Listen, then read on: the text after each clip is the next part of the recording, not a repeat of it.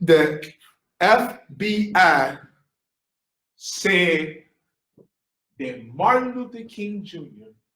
was the most dangerous Negro in America. Think about that. Why would the FBI call someone who we have a holiday every year to celebrate, right? A lot of people, they just love King. He's the most like welcoming and so let me just say this, like we already said a little bit about this, like King, when I say Martin Luther King Jr., what y'all think about? I have a dream. I have a dream speech. What else? Change. March on Washington. March on Washington, right? Not by the content of his character. I mean, Not by the not by the color of his skin. But the content. I've been teaching y'all, so I'm out of it. I gotta get back. See, they messed up the rotation. Puff, puff, pass. Puff, puff, pass. But not by the color of the skin, but the content character. But to hear that he's the most dangerous Negro sounds completely opposite from this King we always hear about, right? So, what I did, I'm gonna hold this up, pass this around. Vincent Hardin, who I mentioned in this class before, who is King's speechwriter, who was actually a close friend of King, so close he called him Martin. Not, we think of Martin Luther King Jr. He called him Martin. He said that we were looking for a convenient hero. So basically what we did, what the United States did after King's death was they sanitized him and made him convenient and welcoming and lovely. But what Hardin said was no. In fact, we need to think about Martin Luther King Jr. as an inconvenient hero. With that, everybody and their grandma and their cousin and their sister and them and their in-laws have written about Martin Luther King Jr. Right? Like if you just do a Google search, you will find articles, books, stories, cartoons. Haven't you seen that? Our friend Martin. Yeah, our friend Martin. Yeah. Yes. Yeah. So because we're out of time, so usually for our guests, we would usually stop class right now and look at a clip of that. But because we're out of time, we're not going to do that. So your homework assignment, and y'all had a homework assignment, would be to watch this clip, our friend Martin. But I said all that says, look, I am not claiming to be a Martin Luther King Jr. expert because there's way too much material out there for me to cover. But what I would say is this: when people talk about Martin Luther King Jr., they're talking about it from their perspective and the points that they want to make about him. So I gave y'all my cards out front. I've been influenced by Vincent Hardin. But the two takeaway words for this is he's the most complex and politicized characters of American history. Complex and politicized. Complex. So in that book right there that's going around, listen to how Vincent Hardin describes King's thought and King's life and his perspective of King. Others would neglect King's well-considered, wide-ranging treatments of many important philosophical and political issues, including labor and welfare rights, economic inequality, poverty, love, just war theory, virtue ethics, political theology, violence, imperialism, nationalism, reparations, social justice. That's a lot, right? So much so that in this most documented and well-known book of Martin Luther King's writings and speeches, it is over close to 700 pages. And the most thing we know about is that I have a king. I have a dream speech. So pass that around.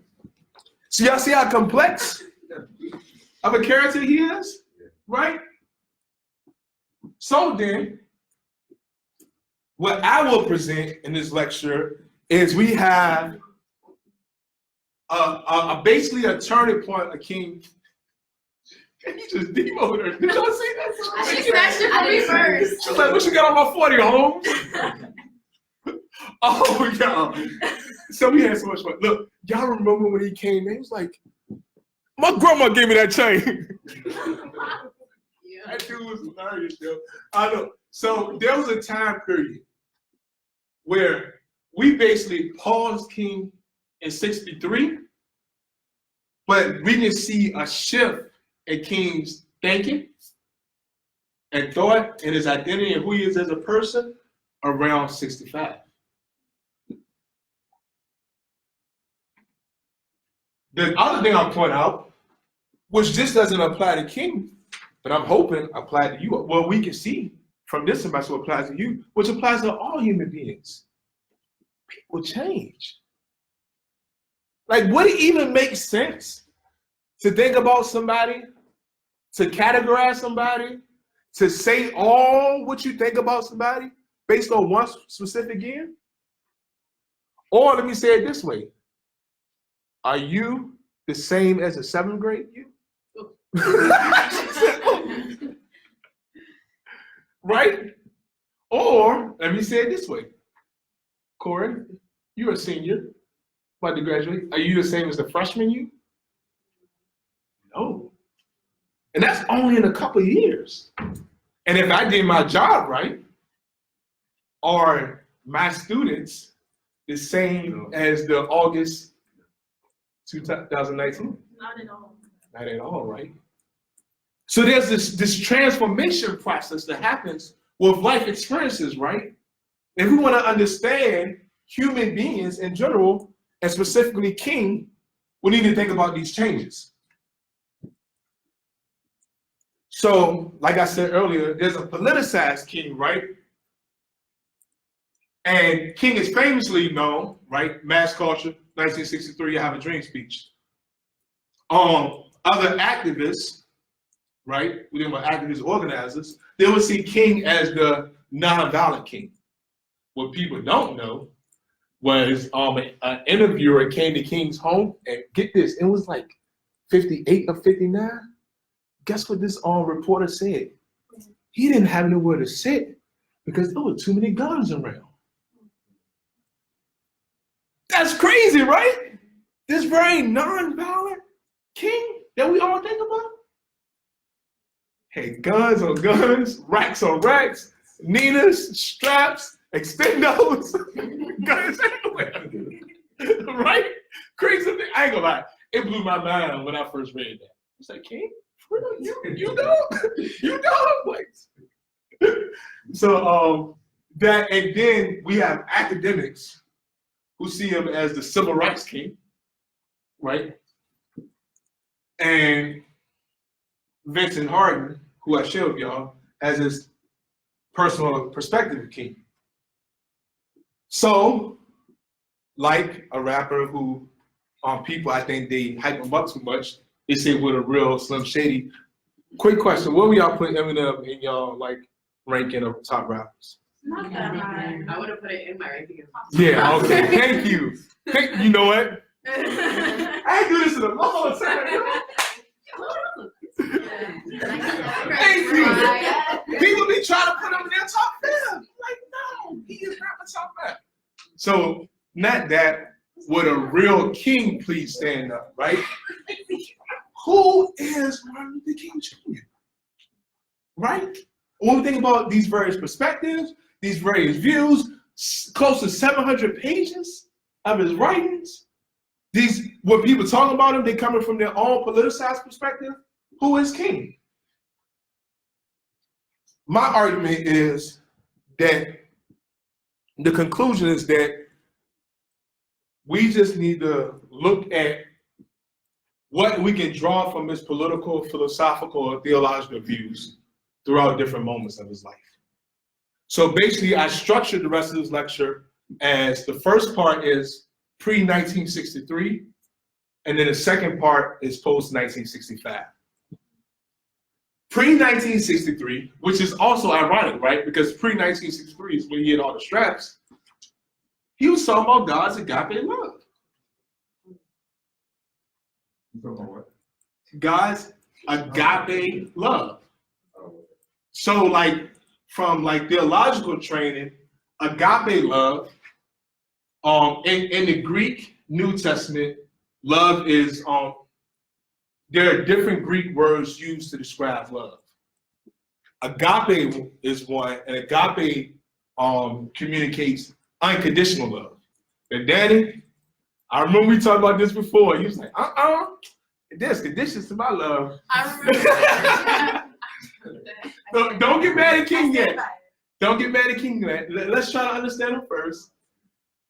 So, my argument, the contribution I want to make as an Africana scholar, but also an Africana scholar who's trained in religion, is we need to think about King's perspective from a theological perspective. He was a Black Baptist minister who went to seminary. He's Reverend Dr. King. And this is the point that's going to bring the whole lecture together in the end. But this is key to understanding his theological, political, philosophical thought, right? And if we don't recognize King's Christian beliefs, then we will misunderstand King's political thought and who he is. So because of that, this is something you already know, right? Good versus evil, light versus darkness, justice versus injustice. That makes sense, right? Let's keep moving. This is what King says. But the end is reconciliation. The end is redemption. Now pay attention to this year. This is 1957. He wrote, this is in The Power of Nonviolence. Since the battle is about the forces of good versus evil, light versus dark, then actual change, the actual enemy isn't the specific quote unquote white man, but it is injustice. It is evil. It is the broken community between all human beings. So if we were win, according to King in 1957, then there would be reconciliation. That makes sense? So then, again, these next two quotes, I'm gonna skip through these, are basically about his religious views, his thoughts on the cross. Then remember, again, reconciliation, right? Restore broken community. The resurrection, theological views. Resurrection is a symbol that, actually, can someone read these last 4 words for me? Seek to block community. The seek to block community. Y'all see that, right? This making sense? So for King, right, this will make sense why they're marching. This makes sense why they're saying we shall overcome, because ultimately there's this higher power who's fighting on their side, who's fighting with them, saying that we're going to win. The universe, God, is on the side of justice. Y'all see that? So then, good, God, justice versus the forces of evil. Is that plain? Is that clear? So in this, right, we have these notions of redemptive suffering. We have these notions of interconnectedness. and we have nonviolent resistance, right? Redemptive suffering connects directly back to resurrection, right? So if Jesus is example on the cross, then your suffering, then the suffering of those marching who's fighting long king will restore the broken community, right? And then you have interconnectedness, and that this is actually like, he says this later, but I think this does a good job of explaining his views during that time period. Sierra, can you read this? I just miss your voice too, so and like yeah, and this is like perfect. In a real sense, all life is interrelated. All men are caught in an inescapable network of mutuality, tied in a single garment of destiny. Whatever affects one directly affects all indirectly. That's beautiful though, ain't it? So no matter where you stand on King's view, on the pre-1963 King, how do you feel? This is something for us to think about. This network of mutuality tied in a single garment of destiny. It reminds me of the idea of we're not free until everyone's free. Exactly. If one of us oppressed, then we all oppressed. If I'm struggling in the hood, it don't matter how you doing in the burbs. Right? Because we're struggling in the hood. So if we're struggling in the hood, that means what y'all doing in the burbs, y'all should care about us in the hood. So that's why if you have that views, you can see why restoring that broken community would make sense. Right? So you can see why they will be involved in nonviolent resistance. And he literally lays out, and he says, well, a lot of people try to clown nonviolent resistors. He said, it's not a method for cowards. They literally used to get trained. They used to do training sit-ins. They used to do training of dealing with being taunted and mocked and get prepared for those water hoses used to hurt. Them dogs didn't play. That wasn't for cowards. And then this is just basically we talked about against the forces of evil, accept suffering without retaliation. And this again, like goes back to love, right? I know some people like, oh, if you hit me, I'm swinging back. But let's just try to understand what he's saying. Because he's saying that through this redemptive suffering, it restores the broken community. It brings shame on the actions of the oppressor. And could potentially bring real change, right? So then,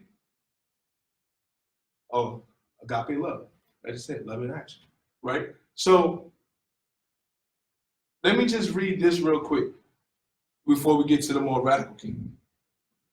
This is what he said in 1963. So even in 1963, King is sanitized.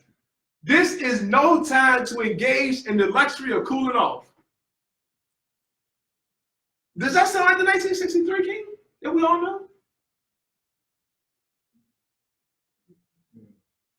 Or take, now what does this sound like? The tranquilizing drug of gradualism.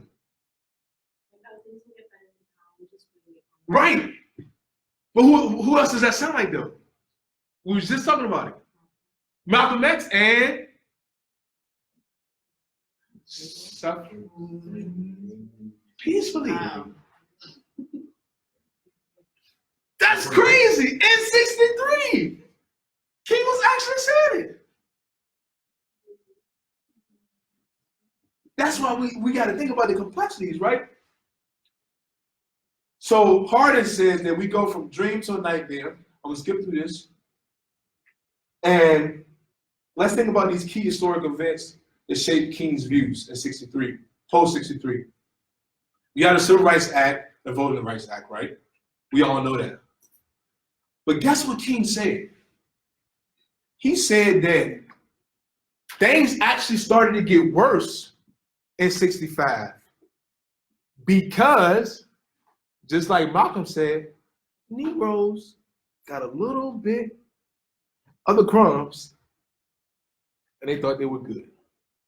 They're like, oh, we can vote now and we can go to public places. I don't gotta march no more.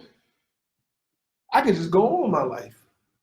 And so King said it was harder to mobilize and organize people in 65 because after these acts, what happened? They took that dream, they took that drum. And then we already talked about the death of Malcolm, who was a friend. And then, anybody know about the Watts uprising? Yeah. So uprising is a more adequate term because y'all wanna know what riots are? When like a hockey team. I was gonna say a soccer team, or like in Europe or something like that, or like Right, exactly, some shit like that. Like, Yeah, when they out there acting crazy over sports, turning over cars, that's a riot. But we think about Watts as in a people compelled into a certain place, they're poor, disenfranchised, and mistreated for hundreds of years. They're saying we're tired of this shit and we're rising up. So that happens, and then this is what King said. This is what King's response to Watts. The flames of Watts illuminated more than the western sky. They cast light on the imperfections in the civil rights movement and the tragic shallowness of white racial policy in the explosive ghettos. Y'all hear that tone, though? That don't sound like he got a dream, do it? And then, this is what Hardin said, he became more harsher. So when we get to 1966, Vincent Hardin said this is a clear moment where he said that the King that we knew from the marches, talking to Lyndon Johnson, all of that, no longer exists. I would say that this is a gradual change in thinking over time, because nobody just change their thinking overnight. So we don't know if it happened in 65, 64, whatever. I have a quick question. Yeah. You know that one quote where Martin King supposed to said like a great speaker to the artist? Yeah. Was that like a form of bread or like? I can't remember the context of it. Google it real quick to see what the speech was. Because I might know, if I know whether it was like beyond Vietnam, it depends on the context of the speech. So that's a good point, right? So people would take his quotes as if it was just like speaking to every situation. But he's literally talking about a specific situation, the time period, when he's making that quote. Also happened in 1966. Black Power. Uh-oh, it is. Da-da-da. Y'all know who that was, right? There we go. Yes. I got on Tales too, y'all. It's hard to move with Tales. Say it loud. Black and out loud. But you got the Black Power, the rising people wearing the dashikis, froze, all that, right?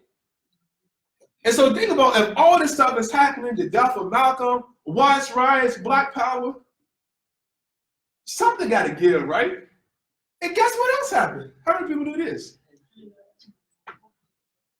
oh my God, who loses mind? King moved to the hood, in Chicago, in January 1966. And so let's listen to, actually I'm gonna skip this. If y'all got access to this, if you don't, I can share with the others. But he says in 67, he starts to speak out about riots and uprisings. This right here, for me, is an example of a transformation in King's thinking. And this is in the speech, I think it's Beyond Vietnam. So just so y'all know, that King caught a lot of flack for speaking out against Vietnam. Like, there's no other way I can say this, but the white folks are not like that. You actually talking about Vietnam? You're saying that America is the greater purveyor of violence? They didn't like that at all. In fact, we get to the point where, and I messed up, I should have said this beginning of the semester, beginning of the lecture, King says that the American democratic project has failed.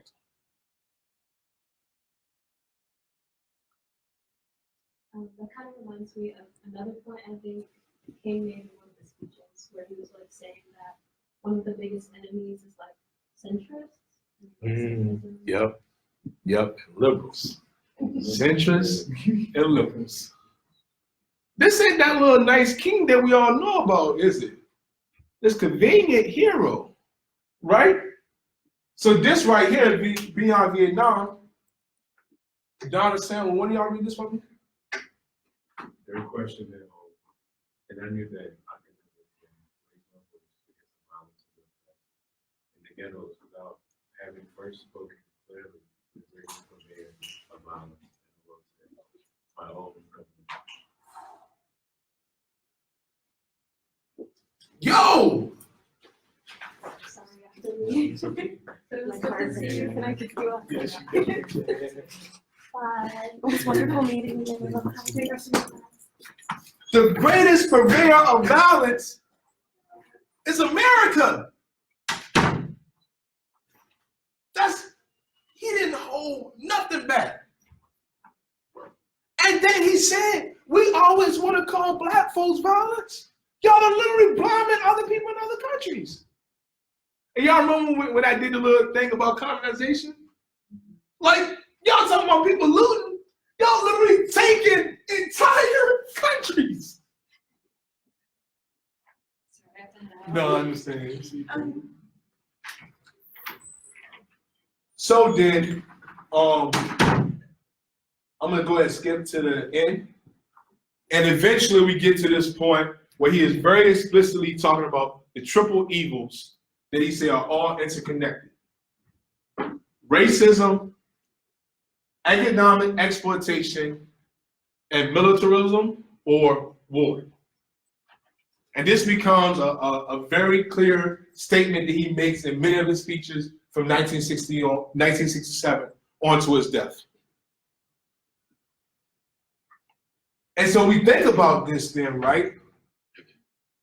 Economic exploitation, militarism, racism, who's going to be the poorest, most disenfranchised, most disadvantaged, in what race? Any guesses?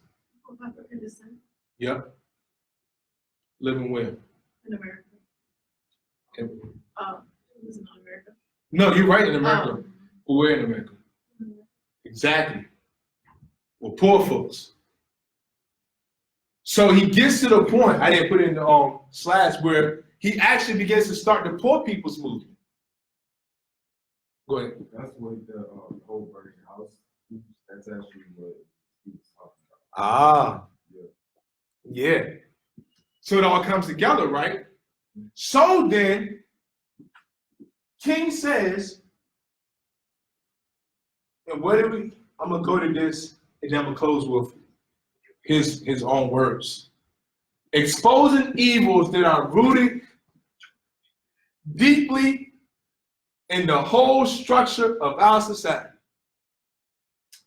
It reveals systemic rather than superficial. That dude had some words, didn't he? Bars. Systemic rather than superficial flaws and suggest that radical reconstruction of society itself is the real issue to be faced. In other words, the only way this is going to work is that we completely scrap everything and start all over. Essentially, Martin Luther King Jr. had lost all faith in the American democratic system. This was the main point I wanted us to, this is why I was like, I gotta teach this lecture. Because for me, what this tells me, even though I don't agree with all of King's thoughts, his political views, what he's saying right here is what we need to know today. Especially in an election cycle, if you hear any political anybody running for office saying that they believe in America, then they wrong. Straight up. There's no way this system can work. It's literally ingrained into, what do you say, it's deeply rooted in the structure of our society. There's nothing redeemable about America. And this is what Martin Luther King Jr. was saying before he got killed. And so when you start talking about speaking out against Vietnam, and you start organizing the poor people's movement, not only black folks, so get this, the poor people's movement were all poor people, which attacks capitalism. And you say that the very structure of our society is flawed and evil, then this is why he's the most dangerous Negro in America. And this is why they killed Martin Luther King Jr. So I'm gonna close with his words. All of these mean absolutely nothing. You may even give your goods to feed the poor. You may bestow great gifts to charity. You may tower high in philanthropy.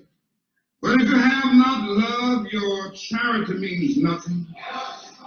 You may even give your body to be burned and die.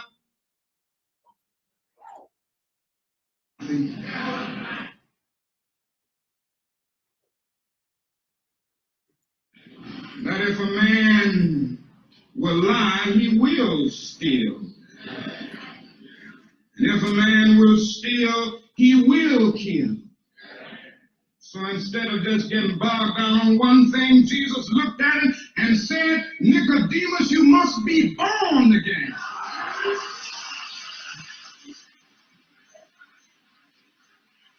In other words, your whole structure must be changed. A nation that will keep people in slavery for 244 years will signify them and make them think. Therefore, they will exploit them and poor people generally, economically. A nation that will exploit economically will have to have foreign investments and everything else, and it will have to use its military might to protect them. All of these problems are tied together. What I'm saying today is that we must go from this convention and say, America, you must be born again.